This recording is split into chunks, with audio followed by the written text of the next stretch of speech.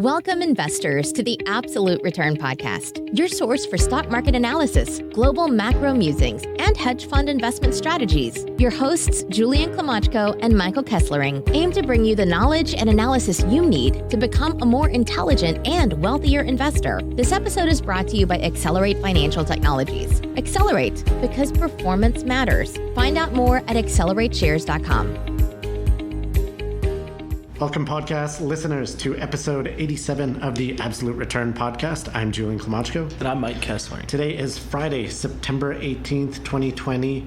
Some crazy events in the market this week. S&P 500 continues to trade down, but IPOs hotter than ever. And SPACs, oh my God, that market is just on fire, going crazy. That's really the focus of today's show. Going to start off talking about Chamath of Social Capital, the SPAC master himself. He struck a deal for one of his blank check companies to merge with private real estate startup Opendoor.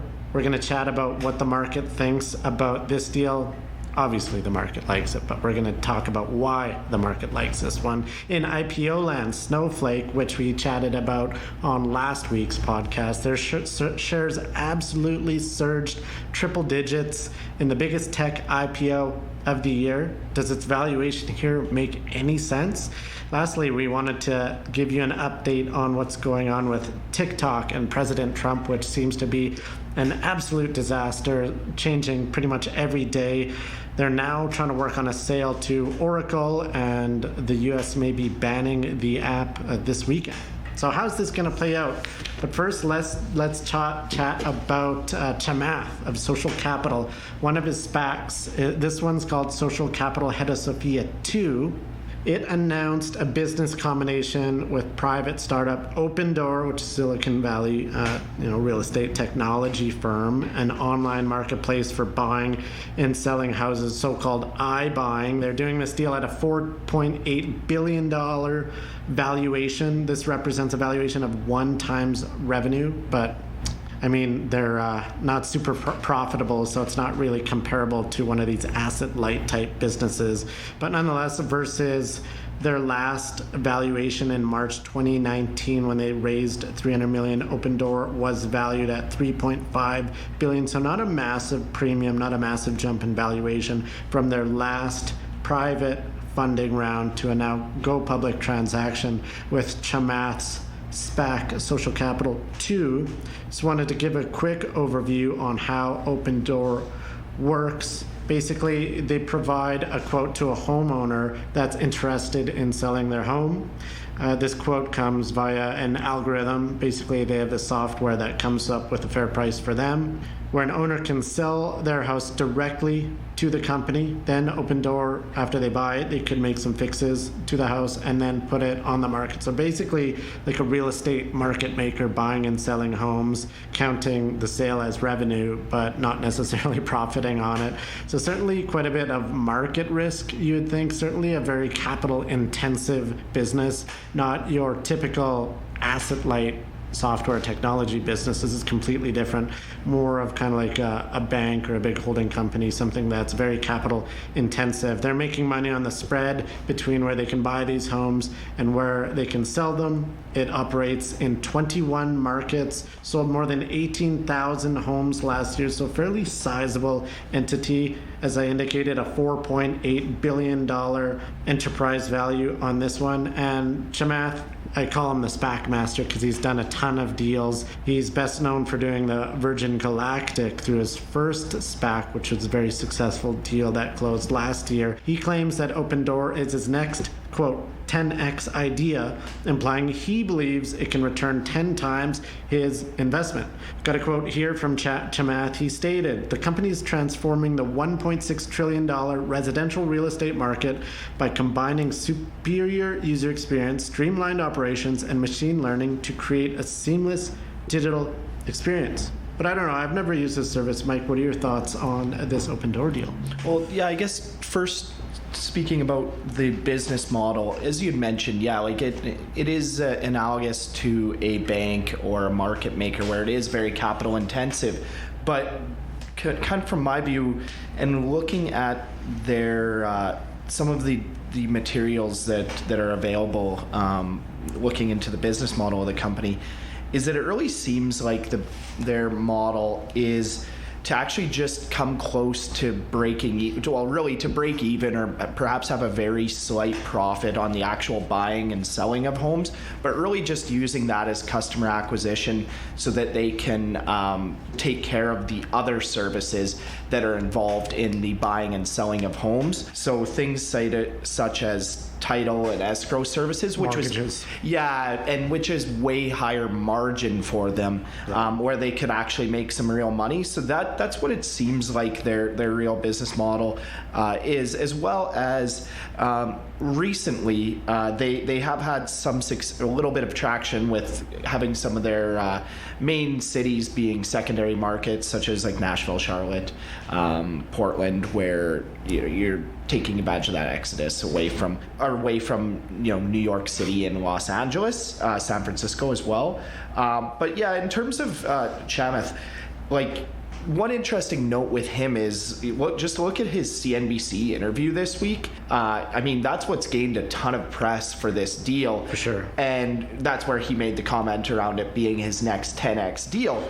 I can understand why a private company would want to do a deal with his SPACs, because he's a very exceptional promoter. Yeah, so he's very good at that. And I'm not meaning that in a derogatory sense. He's very well spoken, and he is promotional, and he provides a lot of excitement around the deal. Well, and when you're running a public company, I mean, one of the major tasks of, say, the CEO is to get out there and tell the story of the stock to the market, such that you attain a good multiple and you do well for shareholders. I mean, the best case of this is Elon Musk. Look at what he's attained with Tesla. He has a ton of critics, but all you got to do is look at the valuation, and that indicates that Elon Musk is by far a rock star promoter, better than anyone. Exactly. Like, fundamentals aside, like, he has sold that into a cult-like following, which is you can't speak negative, or well, you can speak negatively about that, but you can't really discount that in terms of the company's success. But so that's just another example where Chamath always mentions, the IPO 2.0 with SPACs, and just looking at a company that's right now during their quiet period, say like Palantir, they can't do that. Peter Thiel is also very good at having a narrative. He is also an expert level communicator, but Palantir cannot do this. So a major advantage of going the SPAC route as opposed to traditional IPO is the ability to promote the stock in the middle of the deal. Exactly. And then just moving to the actual transaction itself, it's going to provide about $1 billion worth of cash for growth for the company, as it isn't generating cash flow. Right. So that's over $400 million that's within the SPAC, and then a $600 million pipe deal, right? Yeah. And where the interesting part of this deal as well is that 200 insiders are making up $200 million of the pipe. Chamath as well. He has a lot of involvement in these private investments in public equities. Doubling down. Yeah, certainly. And there is a little bit of Canadian flair in this deal in the pipe, where you do have Healthcare of Ontario Pension Plan, HOOP, is also involved in that. But as well, what we do like to see when we're looking at these deals is that existing Opendoor shareholders have agreed to roll over their equity, so there is no major exits. Right. This is all company going to, all this cash is going towards growth in the company, not just cashing out investors, which we never like to see that in an IPO. Yeah, contrast that to Snowflake, and you have some exiting investors and exiting former employees and things of that nature. I always consider a traditional IPO perhaps a dumping ground for VCs and private equity firms, where they're like, we're done with this, dump it on up, the retail schmucks. Kind of down the food chain, yeah. And one last thing just on the deal is the valuation. I believe you had mentioned the enterprise value of the deal, $4.8 billion. That's 1 times 2019 revenue. But is it really fair to judge this company, as you indicated, very capital intensive and significant market risk? I mean, they have this massive balance sheet tied to home prices. Is it fair to judge it and value it based off revenue? Especially during, and that's where you would never look at a bank and judge them off of revenue, right, or other really capital intensive businesses like that. They're in high volume transaction, like a market maker as well. But yes, that's a valid point. But yeah, moving forward, you bring up a good point about market risk, is especially in times of volatility, that you have this asset or assets and liabilities on your balance sheet that, all of a sudden there could just be, the bid-ask spread of the housing market could just completely widen where they're not able to transact anymore. Yeah. I.e. the bids go away. Exactly. And so they're not able to sell what they got. We have seen that happen literally within our lifetime. In 2008, right, in Calgary here, we've seen that over the last number of years where it's been a difficult housing market. So they are exposed to that, but overall, very interesting deal. As I'd mentioned, I continually am very impressed by the marketing of Chamath. He's just an absolute expert in the space, and as I believe you alluded to, he has a bunch more SPACs coming out. I believe he did mention on that actually it wasn't the CNBC interview, it was on a podcast, that he has reserved IPO-A to IPO-Z on the NYSE, so we can expect a lot more SPACs, can't we? Oh, certainly, and that's why we have crowned him the SPAC master. I think Chamath is running away with the title here from other potential candidates such as Michael Klein, Chin Chu, etc.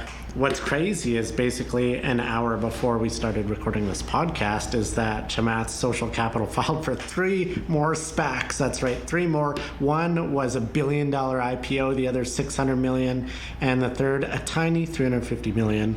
But I digress. Obviously, the market loving this deal pushed up Social Capital ahead of Sophia 2, the SPAC that's merging with Opendoor, up 20% on news of the deal. And yes, the bull market in SPAC deals continues. On to some IPO news. Cloud infrastructure startup Snowflake. Their shares rocketed more than 100% in its stock market debut. It completed its IPO this week, and this is a head scratcher because initially, when going out with an IPO, they set a marketing range in which they hope to go to raise capital at, and the marketing range for Snowflake was initially $75 to $85 per share, which some could view as aggressive because that was like double its private company valuation just 7 months ago from February. So they're bumping up the valuation double within 7 months. But what was disclosed in the IPO documents was that Berkshire Hathaway themselves, like the most famous investor, absolutely gold-plated reputation backing this deal, it was disclosed that they were subscribing to $250 million of stock at the IPO price in a concurrent private placement, plus buying over 4 million shares in a secondary transaction. And I don't understand why Todd Combs would do this and not keep that private, because the market saw that, caught on, and said, wow, Berkshire's buying, I need in. And then demand just absolutely skyrocketed, which caused the marketing range to go from 75 to 85 to ultimately pricing at $120. So Berkshire basically negotiated against themselves and promoted the stock prior to buying. It's like promoted it indirectly in a weird way. Yeah, right? it wasn't. They promoted it indirectly by not keeping their interest private, right? Yes. If they kept their interest private, the marketing range and the ultimate pricing would have been lower than the $120 per share. So they, in fact, and this is all just speculation, who knows, maybe it would have gone up like crazy, but going from the 75 to 85 to $120 per share, where Berkshire had to pay basically $40 per share more, ended up costing Berkshire Hathaway investors over $100 million, which is just crazy. I don't understand it, but I mean, they can't really complain because the stock closed above $253 per share on its first day of trading, so more than doubling, up 111%. Now, this surge valued the company at over $70 billion, which is nearly 6 times its $12.4 billion valuation from February, and 130% 140 times its annualized revenue, which is just insane. What are your thoughts on, the head-scratching move by Berkshire and ultimately the market's just wild valuation of this tech IPO? And I guess first, in terms of the Berkshire investment, is where I believe the issue is that they pegged it to the IPO price. If they would have gotten somewhere in between the private valuation in February and the IPO price, that would have made sense. Like they should have known that they're going to push the price up by disclosing that they have interest. Well, and yeah, because they're by definite, like if they would have done just a private placement right before the IPO, that would have had to be disclosed in their S1, but they wouldn't have been negotiating against themselves. And I do want to push back against one narrative that every media article you saw said that Warren Buffett invested in Snowflake. That is just not true. This is a Todd Combs deal. It's through Berkshire, absolutely. But if we're just seeing so many folks in the media perpetuating this claim that Buffett invested in the firm, which is obviously pushing up the valuation. This is just not true. If we can put that to rest, that would be ideal, but I don't see that being the case in the future here. You think Todd flipped out of the stock already? It would be interesting. I know the entire float traded on its first day, or more than the entire float of shares outstanding. I was asked by one of our listeners actually, whether he would have traded out, and I mean, Buffett wouldn't trade out on an IPO pop, but also Buffett doesn't invest in IPOs, and he doesn't do this anyway. So Todd does have a different strategy. He did invest in the Ford IPO in 1955. Yeah, it's been a while, I guess. But in terms of valuation, at its current market cap of $68-70 billion, keep in mind that their total addressable market that they mentioned in their S1 is $80 billion. Like, this is like 0.84 times their total addressable market. That is, never mind revenue. Like that's absolute craziness. Like, these assumptions are that are being made with the valuation are assuming that they're going to capture more than 100% of their market, which, I mean, the company has a pretty good gauge on their own market, and they have every incentive in the world in their S1 to pump their total addressable market up a little bit.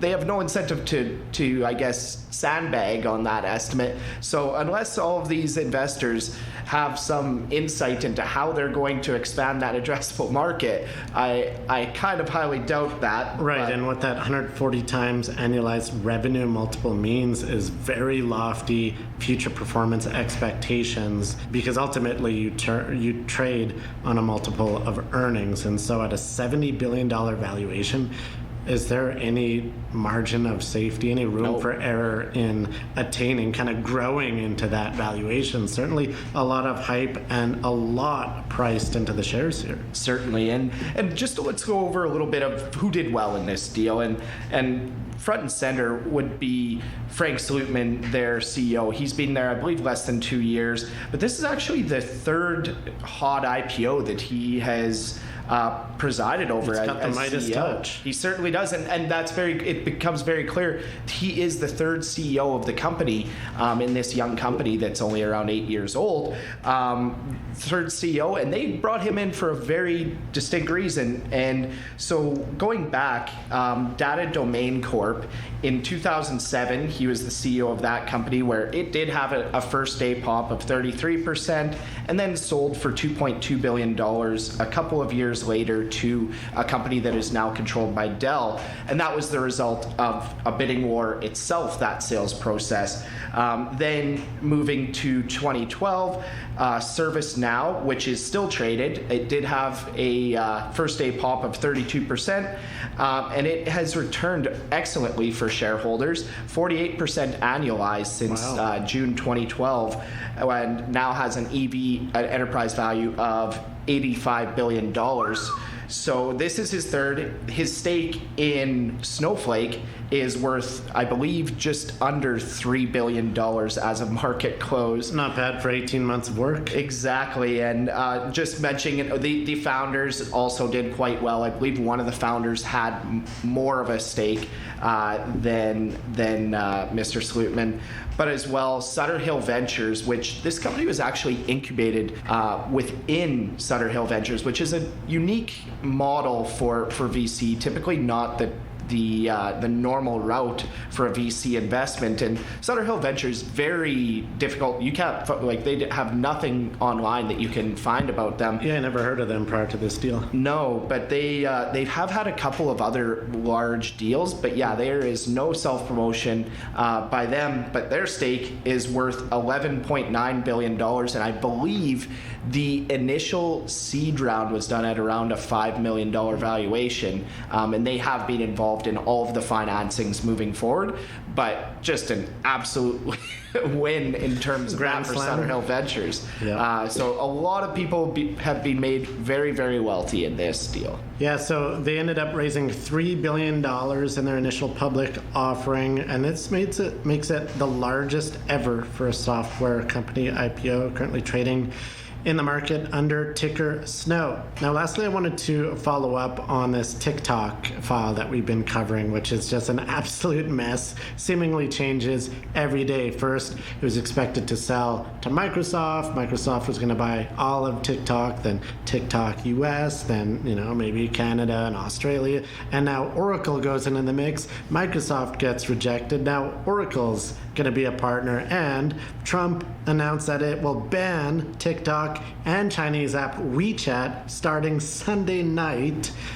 As the government continues to take action, really what this is about is the Trump administration suspects Chinese apps such as TikTok and WeChat of assisting the Chinese government in stealing Americans' personal data and obviously all these negative security ramifications. It's also related to why he's banned Huawei from 5G networks. They're very, very concerned about what the Chinese government could do to American consumers and government. So this threat to shut down TikTok comes amidst a supposed sale process. I mean, it was a sale process where parent company ByteDance was trying to sell off TikTok US prior to it getting banned, but that somehow morphed into Oracle becoming what they call a strategic partner, and potentially TikTok US going public, in which Oracle and for some reason Walmart would buy a stake. So this file,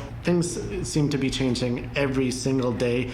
This banning on Sunday news came out of left field. That was just announced, I believe, this morning. But clearly Trump he acts in a way where he gets a hold of, a certain notion in his head, and he just kind of stays on it like a dog. And this one is just addressing the government's security concerns with China. And his beef with China has really been a long-term play for him. Obviously, a lot of things that China is doing is very negative, and they're running this sort of nanny state with a lot of fingers within corporate China, and that's really what the U.S. government is trying to prevent happening within the U.S. economy. Now, this specific ban on TikTok that was just announced this morning, it only affects new downloads and updates of the TikTok app, so you can continue utilizing it if you like filming your dance videos or lip syncing, whatever it is. You can use it until at least November 12th, and that's when some technical restrictions will kick in. But to summarize this, who knows what's going to happen here? It's seemingly changing every day, but what I do know is that Trump is going to continue his attack against China and successful Chinese companies. Yeah, and I guess within the Commerce Department, I mean, just what I've read on this, there's a lot of conflicting statements made both publicly and then from leaks that come from the Commerce Department. So it's a little bit difficult to follow along here. But right now, really, as you had mentioned, Julian, TikTok users as well as WeChat users are not able to get updates or new downloads. And why that's the case, or why this is going to be, or how this is going to be enforced, is really just that the enforcement is going to be that U.S. companies will be banned from distributing WeChat and TikTok or doing business through those apps. So it bans U.S. companies, for example, from providing services or payments through WeChat. And then, as you had mentioned, that November 12th date is the kind of drop dead date for this at this point, as it's always a moving target as well. I previously said September 15th he was banning the app, and clearly that did not happen because it's September 18th. And I will note, very interesting timing. It is a week after the election. So that would be, I believe it was Lindsey Graham had came out and said that he had lobbied the president not to ban TikTok prior to the election, there's a ton of people in the U.S. that use this app. 100 million, I think. Yeah, exactly. So those are, obviously there are children that use the app that are under voting age, but is a very material portion of the U.S. population that uses this. It would be election suicide to do that right before the election. But yeah, that's where everything with this, it's all intertwined between politics and business. It seems like this is partly a mechanism to push forward negotiations with Oracle. Through all the reports I've seen, it's kind of difficult to see what the status of those negotiations are at this point. As you had mentioned, it's just kind of a cluster, and we'll be monitoring it moving forward. But luckily, myself personally, I'm not a user of TikTok, so it doesn't really matter to me personally, but certainly something interesting to follow along just in terms of U.S.-China relations. Yeah, the Cold War between the U.S. and China certainly continues, so it will be interesting to see. How that plays out. Haven't heard a lot regarding the trade war that used to make the stock market go up and down, and then phase two. I haven't heard that terminology uttered for a very long time. Everything's been COVID, and now we're kind of past that, so perhaps they can get back to battling over trade and the current account deficit, or the trading deficit. But that's about it, ladies and gents, for episode 87 of the Absolute Return Podcast. Hope you enjoyed it, and if you did, always check out more at absolutereturnpodcast.com. Definitely give us a shout out, give us a review, tell your friends and colleagues. Follow us on Twitter. Mike, what's your handle? It is M_Kessler. And mine is at Julian Klimachko. And until next week, wish you all the best in your trading and investing, and we'll chat with you soon. Cheers. Thanks for tuning in to the Absolute Return Podcast. This episode was brought to you by Accelerate Financial Technologies. Accelerate, because performance matters. Find out more at accelerateshares.com. The views expressed in this podcast are the personal views of the participants and do not reflect the views of Accelerate. No aspect of this podcast constitutes investment, legal, or tax advice. Opinions expressed in this podcast should not be viewed as a recommendation or solicitation of an offer to buy or sell any securities or investment strategies. The information and opinions in this podcast are based on current market conditions and may fluctuate and change in the future. No representation or warranty, expressed or implied, is made on behalf of Accelerate as to the accuracy or completeness of the information contained in this podcast. Accelerate does not accept any liability for any direct, indirect, or consequential loss or damage suffered by any person as a result of relying on all or any part of this podcast, and any liability is expressly disclaimed.